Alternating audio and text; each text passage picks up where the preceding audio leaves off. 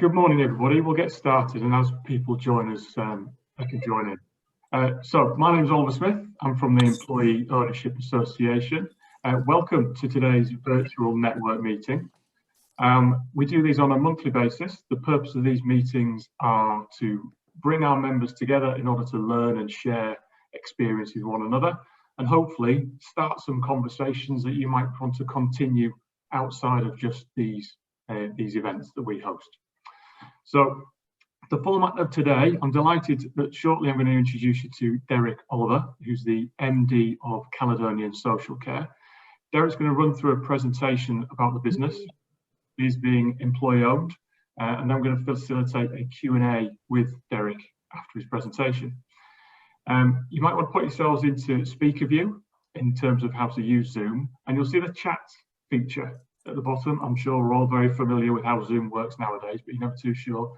So if you've got any questions for Derek that you want me to ask him, please do pop those in the chat at any point during the presentation and also in the Q&A that we have. Once Derek's done the presentation and the Q&A, we're then going to break out into Zoom rooms, where when you booked to attend this session, you're allocated which topic you would like to discuss. So what we've tried to do is give everybody their first choice. In some instances, we haven't been able to do that, but we hope to have tried to. So you'll go into that Zoom room, and each room will be facilitated either by a member of the EOA or by one of our members who are supporting us here today, Ian, Pip, and Chris. They'll facilitate the discussion, but it's very much down to you in the rooms in order to make that discussion work.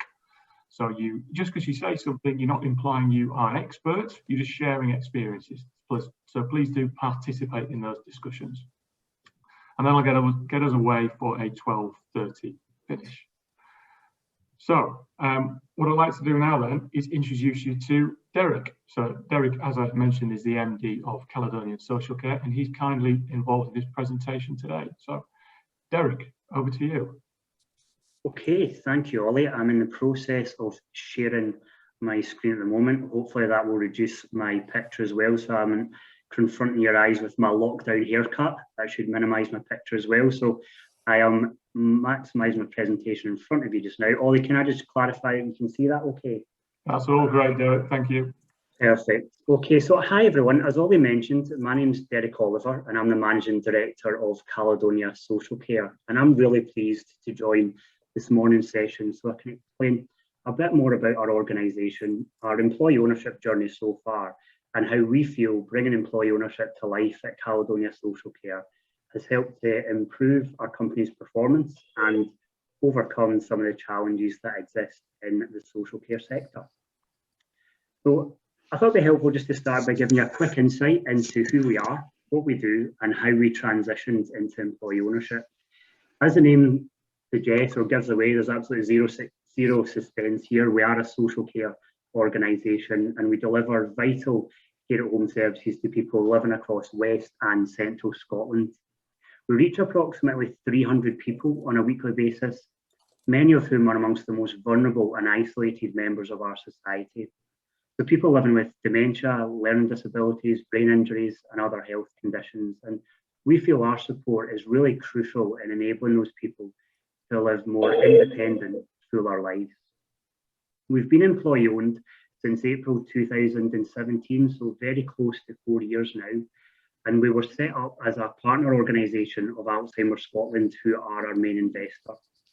Alzheimer's Scotland, as you may know, are a well-respected national dementia specialist organisation, providing information, advice and support services to people living with dementia and their families throughout Scotland. Their care at home services was an aspect, though, of their business that always had challenges achieving sustainability, and that was due mainly to the fact that Alzheimer's Scotland constitutionally could only focus on one client group, that being people with dementia. So that made it very difficult for them to achieve the economy of scale any social care organisation needs to be viable and sustainable.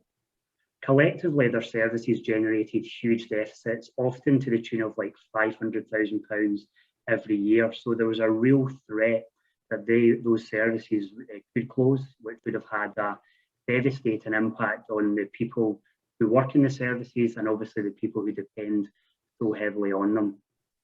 So Caledonia Social Care was set up as a sustainable solution to that by taking over the running of Alzheimer's Scotland's Care at Home service. But as a separate independent organisation, it had the ability to grow and diversify its service offering. And I'm sure I don't really need to convince anyone in this morning's call around the real benefits that would exist for employees working in those services in terms of having a meaningful say and voice in how their company was run. Just to touch on the size of the transition we experienced, it was quite a big one. It was related to 150 employees, the vast majority of whom knew absolutely nothing about employee ownership. So we had to spend the best part of a year actually convincing people that employee ownership would be a good move for them. We had to work really hard to, inform and educate people over their rights and responsibilities as company owners. But the beauty of that process was we're also able to outline the benefits of being a company owner. And there were some really nice examples that came out of that process, that preparation year. We had the logo that you've seen for our organisation on my first slide was actually developed by a social care worker at one of our workshops leading into our transition.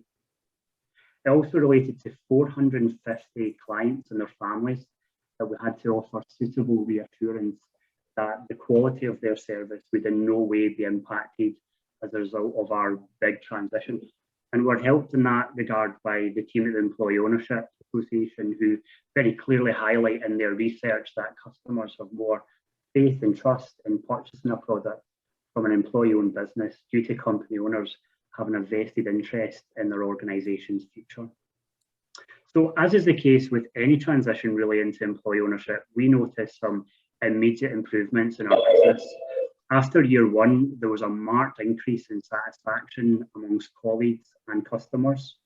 Our first satisfaction survey from clients actually showed us that 90% of people were happy with their service. That is an accolade we were delighted with, especially given the volume of change we'd been through in our first year. We also noticed a huge improvement in our financial position. So the £500,000 of collective deficits that essentially we inherited had more than halved after year one, which was a huge amount of progress in a relatively short period of time. And just as importantly, from day one, really, we noticed the true benefits of employee ownership governance. We developed our company employee forum, which sees an elective representative from each area in Caledonia Social Care join that group.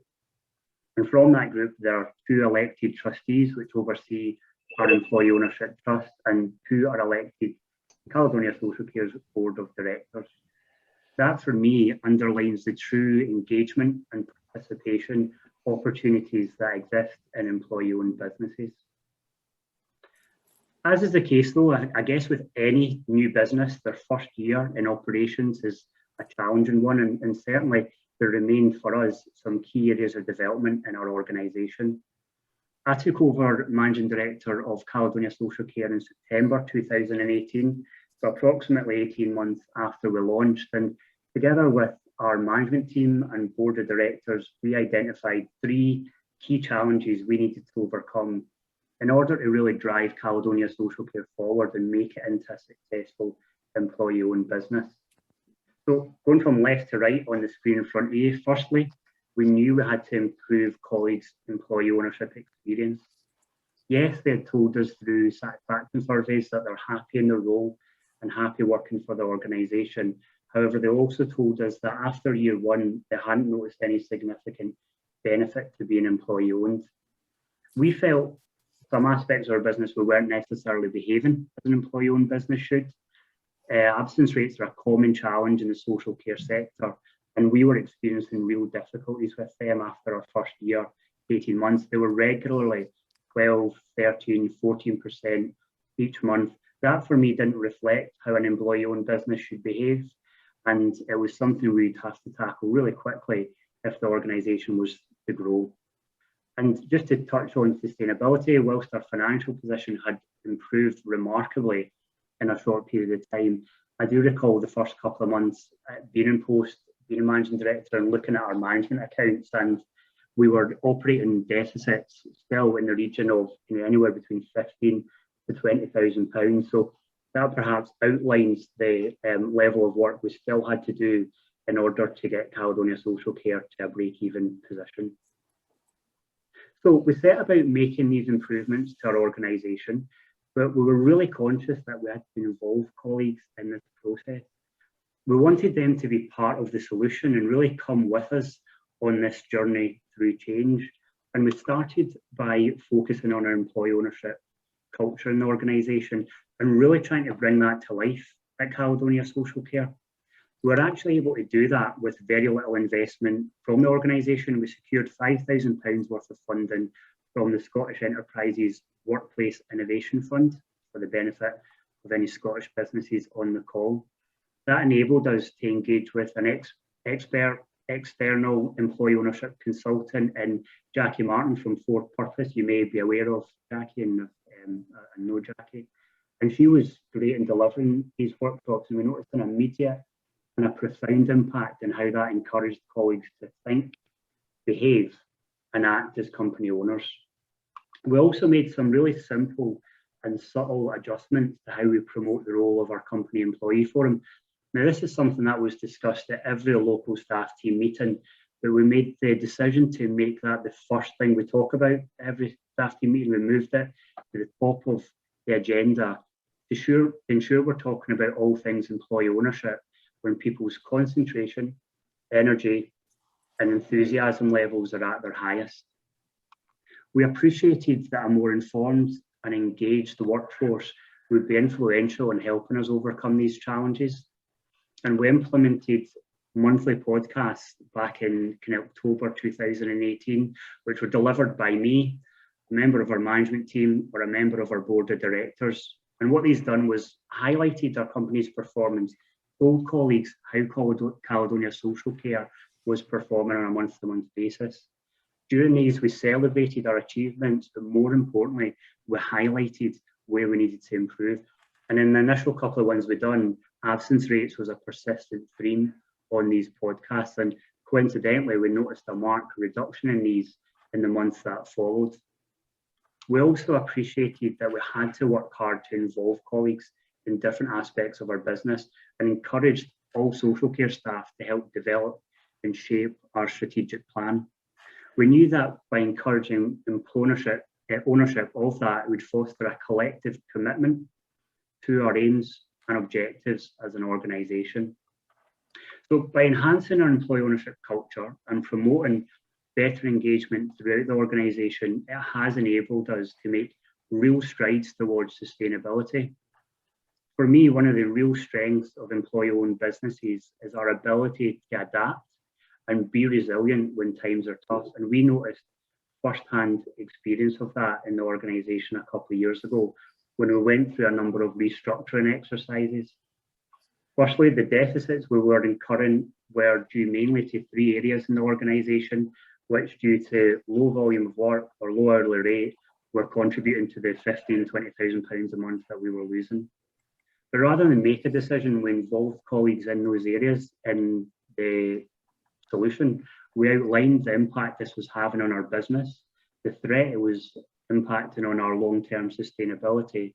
And by doing that, we were able to withdraw from those areas, but maintain and keep the majority of our staff resources and redirect them to areas of the business where there was a demand for Caledonia Social Care's work. Similarly, the staff who transitioned into Caledonia Social Care from Alzheimer's Scotland, myself included actually, were on what we called Rolls-Royce terms and conditions. These simply weren't on offer in most other social care organisations in Scotland.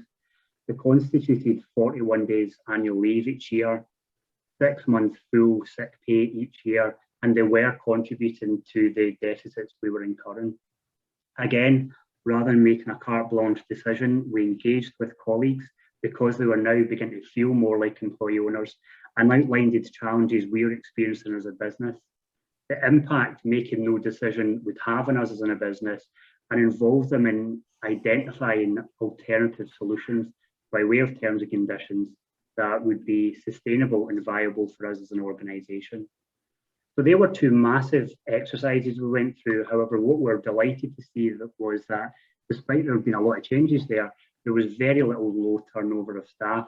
To use the terms and conditions exercise as an example, we engaged with 65 people that related to, and 2 left as a result of that exercise. The remainder, the other 63, willingly signed up for revised, and when I say revised, it was less terms and conditions than they were currently on, because they appreciated that this was an imperative business decision that we had to make.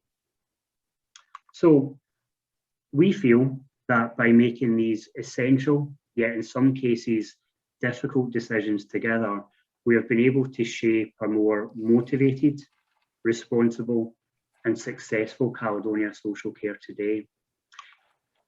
There's no doubt we are now operating a more sustainable business. We haven't generated losses in our management accounts this financial year. I actually lose track the last time we generated a deficit, if I'm being honest. We've been able to take a collection of services that were generating huge deficits, and year on year we've been able to improve their financial performance. In the last financial year we broke even, and this financial year we are confident, in fact overwhelmingly confident, that we will generate a surplus. It'll be our first surplus, and if there's 2 words that just are not synonymous with social care, it's profits and bonuses, and we feel we're able to start reversing the trend on those.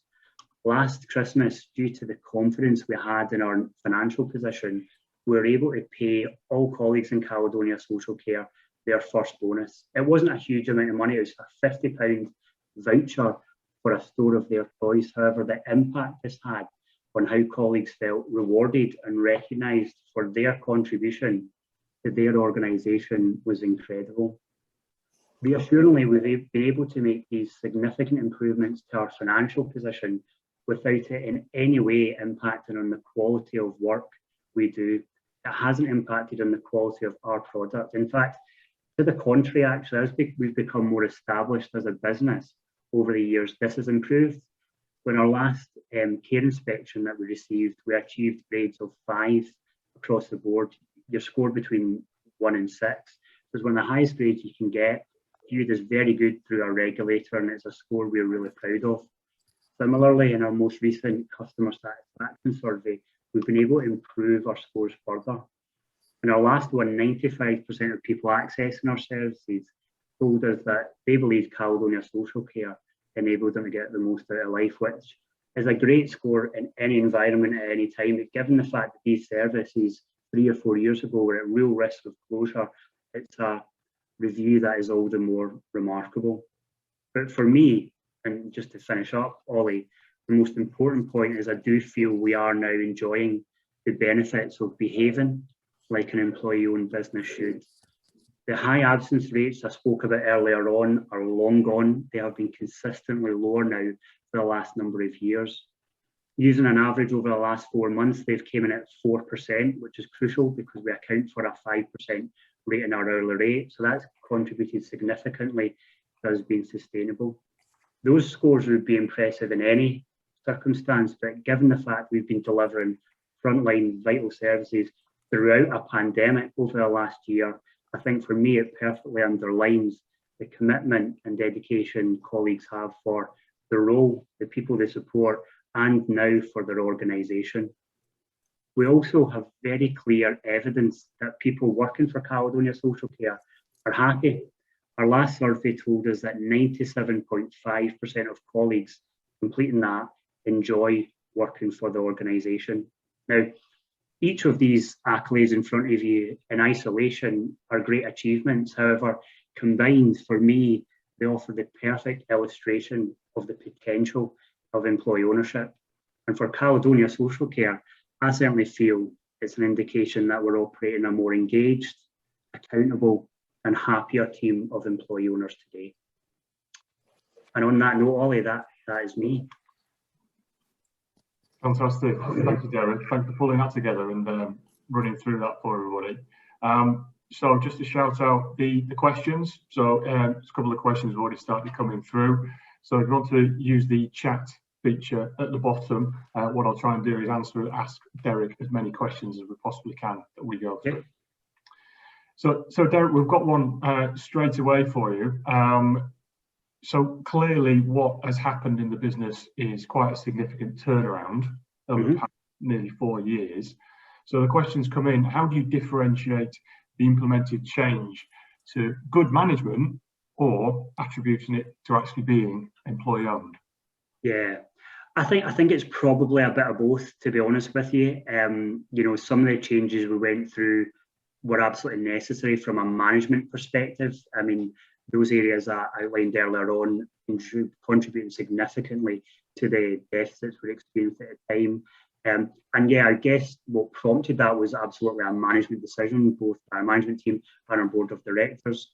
However, where I say that's a combination of the two is, I think if we hadn't worked so hard to, you know, encourage people to think, behave and act more like company owners, when we went through that process, there was a risk there we would have alienated people, and I think we would have had a really high turnover of people leaving. And the reality was quite the opposite. By engaging people in the problem and outlining it, and just, you know, I remember doing those two exercises. We just laid all the cards on the table. This is what is contributing to the organisation. This is the threat it's placing on our long-term future. We actually gave colleagues the option to go away and think and present alternatives to us, which understandably they're unable to do due to the exercises we're working through. But at the very least, they began to understand the challenges we had. They knew that from a business perspective, we had to make that decision. And I think feeling included, involved and engaged in those decisions meant that we didn't have the high turnover. So hopefully I've managed to answer that there, Ollie, but I'd say, yeah, it's absolutely a combination of the two. Previous to that, probably decisions were made. People didn't fully understand them, and I think that may have contributed to people's lack of feeling like an employee-owned owner beforehand. Okay, it does answer the question. Thank you for that. So next question for you. On reflection, what is the one thing you would like to have known before starting on the journey of employee ownership? Yeah. That's a very good question, actually. I mean, I should have pointed out, actually, whilst I've been managing director since 2018 in the organisation, I did work for Caledonia Social Care prior to that in a previous role. So I was part of the transition period. My role prior to that, I used to work with Alzheimer's Scotland. So many of the colleagues who transitioned into Caledonia Social Care were my colleagues then. So obviously I knew them. I went through that process with them as we're transitioning. The one thing I'd like to, if not do differently, but be a bit more aware of, is how long it would have taken for us to get into this position. I mean, we're about to post our first surplus, but that's us been operational for 4 years now. On reflection, I don't think we could have done that any sooner due to the challenges we inherited. However, I think initially our message during transition was, yeah, 6 months to a year as an employee-owned business and everything will be good and hunky-dory. And in many ways it was, because I'm pointing to the fact their satisfaction rates had increased and our performance, to be honest with you, had increased as well. However, we weren't at that promised land of profits or anywhere near it after year one. So yeah, I think we'd probably been a bit more measured with some of the objectives we set ourselves when we were transitioning. I don't think it had a devastating impact, that it didn't, but I think it would have meant people's expectations were more in line with reality, really. Okay, I thank you for that. I had a question as well, and Gemma Sterling here pretty much got the same question. So you used the word convincing the employees, and you said here that it took a year to sell the idea to the staff. What were the main 3 things you told them as to why employee ownership was a good idea? And did you get any cynical reactions? Yeah, to be honest with you, that was a pretty difficult process. To put you in the loop here, I mean, most people join Alzheimer's Scotland because they have a personal connection with dementia. It might be a family member's had the illness. So they come through that with that personal connection. And people working for the organisation have a real loyalty and affinity to it. And I include myself in that. I worked for Alzheimer's Scotland for many years beforehand.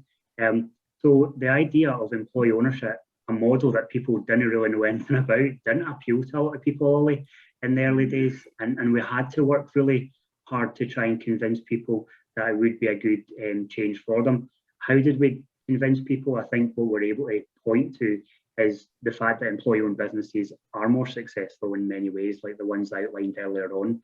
And I think as well, what we're able to sell to people was a unique opportunity that they had the ability to contribute to the shaping and developing of their new business.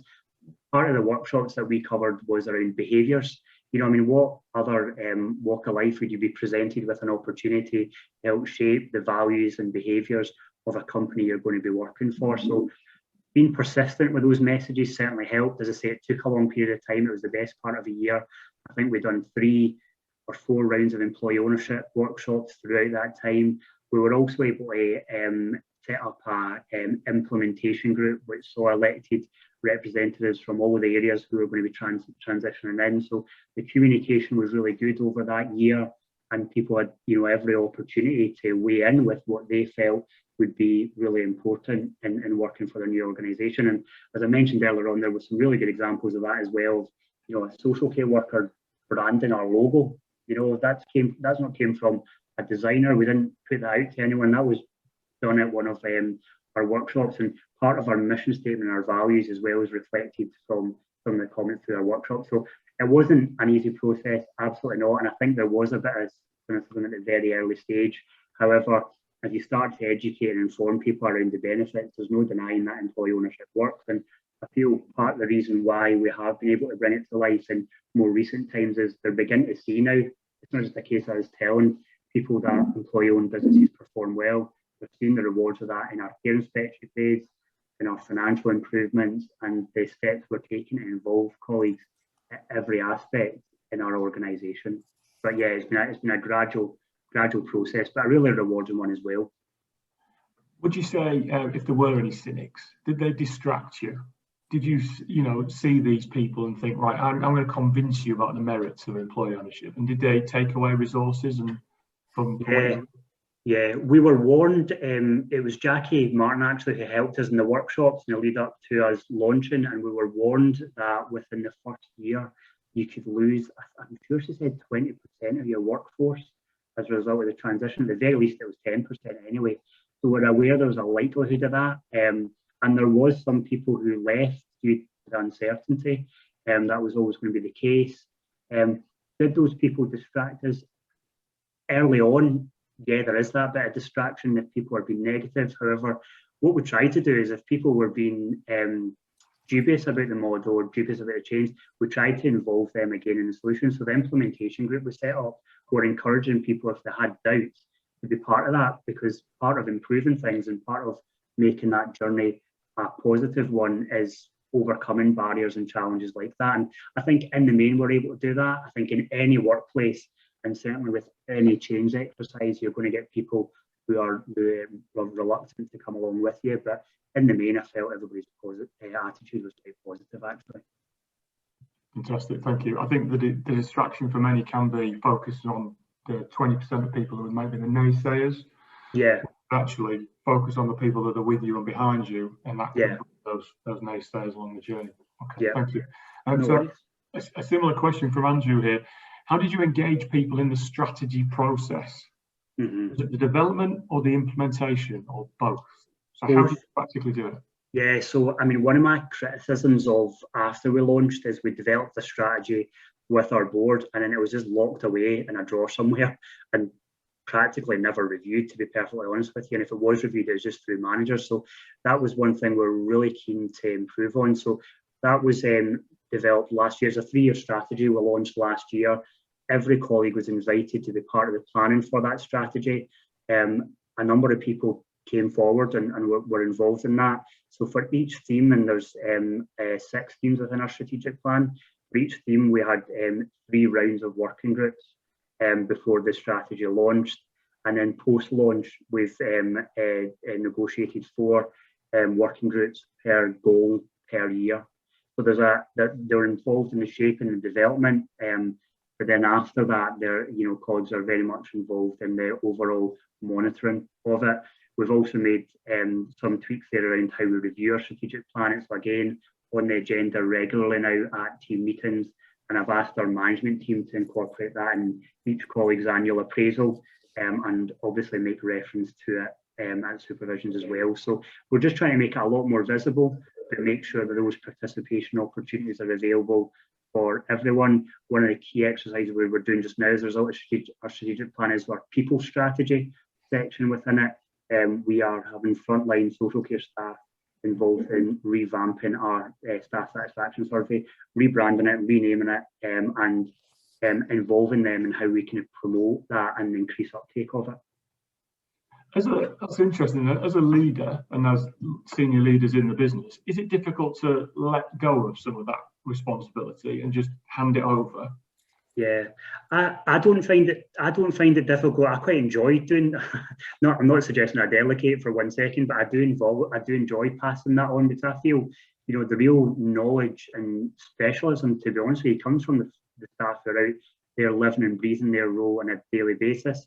I think it can be the case in management sometimes where people can be a bit of a control freak and not like to give that up, but I don't think we've got a particular problem with that in our business. And as I say, it's certainly something we'll assess over the course of the next year if it is, and if it is, try and make improvements to that, Ollie. Well, I think it's clear to the case that you haven't, by the way that you're engaging everybody. Question here from Ian. At what point did you recognise you were really gaining traction with the employees about them acting as owners? Yeah. I think when we introduced the workshops, the employee ownership workshops, I think I said in my earlier slide, we introduced them and the monthly podcast around the same time, and I noticed a real marked difference there as to how people were engaging with the organisation. Feedback I'd received through Jackie when she facilitated the workshops was people were enjoying being more informed about the organisation. And I think whilst I'm saying people now think more like company owners, I don't think we've done enough to encourage people. And I don't think we've done enough by the way of sharing information to encourage people to think like company owners. Part of the challenge in our environment is we deliver, as I've already mentioned, care at home services. So the majority of our colleagues are lone workers. They spend the majority of the week by themselves. And it's really important that we think creatively how we get that information to people. So the podcast was a really good way of us doing that. It wasn't something they had to join live to be able to engage with. They were able to listen to it at a time of their convenience. We obviously uploaded it through our staff Facebook page, so it was visible, but they could engage with it when it was convenient for them to do so. And crucially, it was giving them the information and a better indication as to how the organisation was running. And the fact that the workshops followed on quite quickly after that, it meant that they were more informed around Caledonia Social Care and able to offer better feedback through the workshops around what we could do to continually improve their employee ownership experience. On the podcast, a question here from Gemma. Did you get good take up and from implementing them from the employees? Yeah. So we had a good take up through our staff Facebook page. What we do find, there is a number of social care workers who, for want of a better word, don't really like engaging with computers or anything IT. So I had to do a little bit of a work with that. So where there wasn't an uptake, I think there's understandable reasons. What the pandemic has forced us to do actually is get more people engaging with us online. It's been one of the few good points of working remotely over the last year. So we've got now a much better uptake of people engaging with us online. And now that's enabled us to, we now share our podcast by email every month. So yeah, the uptake of it's really good. The feedback that we've had from our workshops has been that people have appreciated it. I guess what we're trying to now achieve just is variety, because podcasts are great, but sometimes they can have a shelf life unless you're creative. So, you know, the first kind of 6 months we were highlighting company performance, and that was meaningful, and that was absolutely necessary at that point. But there's a risk that becomes quite boring after time, and that's why we've recruited and engaged with our board who have different specialisms. There's finance, HR, business development on our board. So it means people are hearing a different voice other than just me or a manager, to ensure that we can continue to make it as interesting and meaningful as possible for people. And within the podcast then, what type of information are you sharing? And is that information requested by the employees and are they asking for more details as you share it? Yeah, we give everyone the option of asking a question or a topic that they would like covered. I wouldn't say we've had a huge uptake of that part of it. What we do have is a almost set agenda when I do it. So we go through our company performance, service volume for the previous month. Have we achieved our target for that month? How's our financial position looking? Absence rates was a persistent theme in the early ones until we managed to get that under control. We're recently, obviously, every week, particularly delivering frontline services, COVID is a standing agenda item in terms of making sure people feel supported and safe out there. But I do as well dedicate the last couple of minutes to talking about employee ownership as well. And again, that was part of the reason for introducing these podcasts as well, so as colleagues could see the efforts we are making as an organisation to really improve that culture. So we try and dedicate a couple of minutes to that as well. We've been told in the kind of research and the support we had when introducing these, you can't make them too long. I think the ideal time is like no longer than 4 minutes. So it's not a huge amount of time to fit all that in. But yeah, that's been our standard agenda. As I say, it's went down pretty well. Thank you. A specific question here, I think. So how have discussions with the unions worked out? We've had very little involvement from the unions throughout the pandemic, to be honest with you. We join weekly calls through Scottish Care, who are our membership organisation. I know they've had more dialogue with unions. We've had very few outbreaks of COVID within our services, either from staff, colleagues, or from people accessing our services. The support we've got from government up here has been great, to be honest with you, throughout the pandemic. So we have been reimbursed for any cancelled or lost work that we've had through COVID.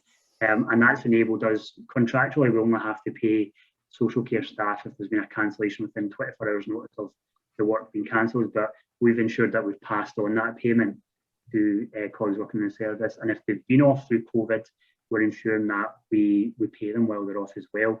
Whilst I said we revised our terms and conditions, they still are, for me, attractive enough. I mean, everyone gets 1 month full sick pay if they're off. So if people have been off as a result of the virus, then they aren't out of pocket in any way, shape or form. So there's been no reason for any of our colleagues to go to the union.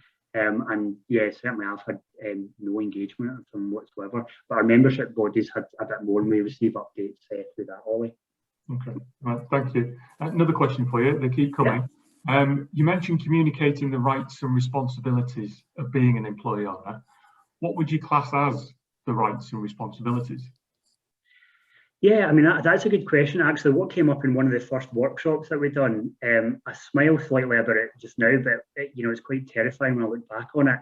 When we were explaining the employee ownership model, one of the questions we get asked by colleagues around the transition was, so if the company doesn't perform, am I going to lose out financially as a result of that? So I think that underlines the level of misunderstanding we were working with at that particular period of time. In terms of responsibilities, I mean, we just view it as a responsibility to contribute really to the performance of Caledonia Social Care. That's as much, a social care worker, manager, admin's responsibility as it is to mine, really, as it is mine, really. I mean, Caledonia Social Care can be whatever we want it to be, but we all have to make a contribution to that. And that was part of the argument we made when we were experiencing 12, 13, 14% absence rates each month. Equally, in terms of responsibilities, we as an organisation have that responsibility to ensure colleagues are suitably informed and aware around how their business is performing. And I think by doing that, that's certainly what's driven engagement in the organisation over the last couple of years, because they do feel that connection with us and they do feel aware as to how we're doing as an organisation. Know what you just said, how their business is performing. I think. Yeah. Obviously, it comes from the top and the leadership, and you've created that culture successfully. So how does the organisation keep ownership current and alive as business usually happens? So the day-to-day, how do you keep that EO culture going? Yeah, and that is a very good question. It's a very relevant question, actually, because that's something we're going to be including in our survey that goes out next month. We are looking for ideas from colleagues as to how we keep it alive. There's a risk all that good work can become undone if we don't keep that very high on our agenda. I mean, I have had some ideas how we keep that relevant. I mean, continuing obviously with workshops is something that we have as a group included in our strategic plan. So we're looking to do that. We're looking for more colleagues to engage in events like this, and through the Employee Ownership Association, through the networking events. The company employee forum's got a huge role to play in that as well. When we began to promote that a bit better, we done a specialist workshop with our company employee forum, so they were aware of the role that they can play in that, and we feel they'll have a role to play in keeping the employee ownership culture alive moving forward. So I don't think there's going to be one solution to that. I think it'll be almost like a mix and match, but we're really keen not to make any assumptions on that, and ask colleagues when we send out our survey next month what they would find enjoyable and what they would find is something they could engage with around employee ownership moving forward. Okay, thank you. I'm going to fire the last few at you. Yeah. Fast.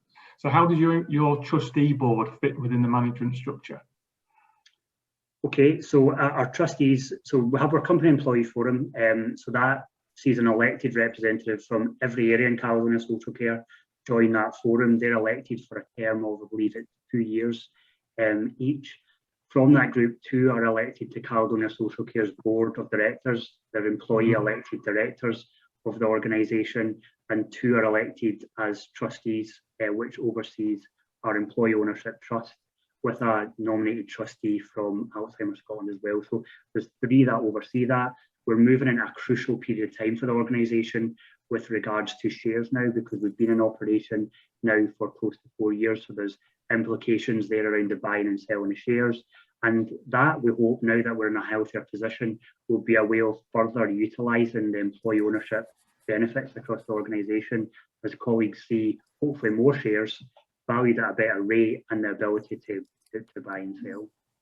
So the employees could potentially start buying some shares themselves. All right, fantastic. So have you seen any difference between the lived values of your organisation today and any of its stated values at the start? Yeah, I mean, I wouldn't say there's been a significant change in our values. I mean, the majority of it as a social care organisation is geared to really what it is we do, what we want to do, delivering high quality support to people, enabling people to live, more independent lives. There's a real commitment across the organisation to do that well. And I don't think that's changed significantly over the last couple of years. I guess what has changed more is the participation side of our business. I've noticed a marked improvement in that, as I've already discussed in our presentation. But I'd say, yeah, the values, almost the aims and goals are quite similar to what they were 3 or 4 years ago. I think, there is now a better collective understanding of them now than there was back in 2017. Okay, fantastic. And I think probably last question for you. So has there ever been a case where the employees, so they're acting like owners, but is there where they've tried to get into that role of leadership, where they're starting making demands, where you've had to manage expectations? Have you had any challenges in that regard? Yeah. Okay, not any huge challenges. I mean, obviously the role, some of the challenging exercises we've been through in the past, we've involved, obviously, as well as all colleagues in the first instance, our SEF. So, when we're looking at alternative terms and conditions, that's something the SEF, the Company Employee Forum, absolutely scrutinised. I wouldn't say that presented any challenges, but certainly they were able to voice to us, this is going to have a huge impact on potentially morale, potentially reducing terms and conditions as a result of that exercise. But it wasn't a challenge in as much as they understood business concept and logic of it. I can offer you maybe even a really good example as well. Actually, all our managers in the organisation are former social care workers. That for me underlines the kind of investment we make in developing colleagues and the commitment we have to succession planning. And what they identified, our SEF and our frontline staff, is there was a huge, whilst that's a really good approach, there's also a very big step between the senior social care worker role and a care at home service manager role, which is basically a local manager. The huge step between those 2 roles, and the organisation could benefit from an extra tier of management. So actually, after engaging with colleagues and our SEF, we recently, within the last 3 or 4 months, developed a new senior social care worker role that we have now filled in the organisation. We've got 3 posts. But that role was kind of instigated, if you like, by colleagues in the organisation, highlighting that we're in a better financial position just now. We've been through the exercises in the past where we've had to strip away our structure. This would be a really nice introduction and a necessary one. And that for me is a really good example of the powerful role employee ownership or employee participation can play in identifying solutions within the business. Okay. I don't know if that answered the question. I don't know if I went off in a bit of a different direction with that. Obviously, no, you're all right. You're all right. I feel you answered that question. Thank you. So, and that's going to be the last one as well. So, okay. Thank you, Derek. Thank you for your presentation. Thank you for taking those questions. What I took from that is that basically bringing employee ownership to life is not an immediate thing that happens within the first 3, 6 or 12 months. You're nearly at that 4-year stage. So I think for the people listening to this and anybody else interested in employee ownership, you can't just become employee owned, flip the switch, and you've created this EO culture. What you have created in your team seems good leadership, appropriate management, and giving people the opportunity to be involved, and specifically within the implementation and the strategy that you've got to this point. And the benefits are quite clear to see. Okay, thank you. Fantastic. Thanks, Derek. Right, I'll move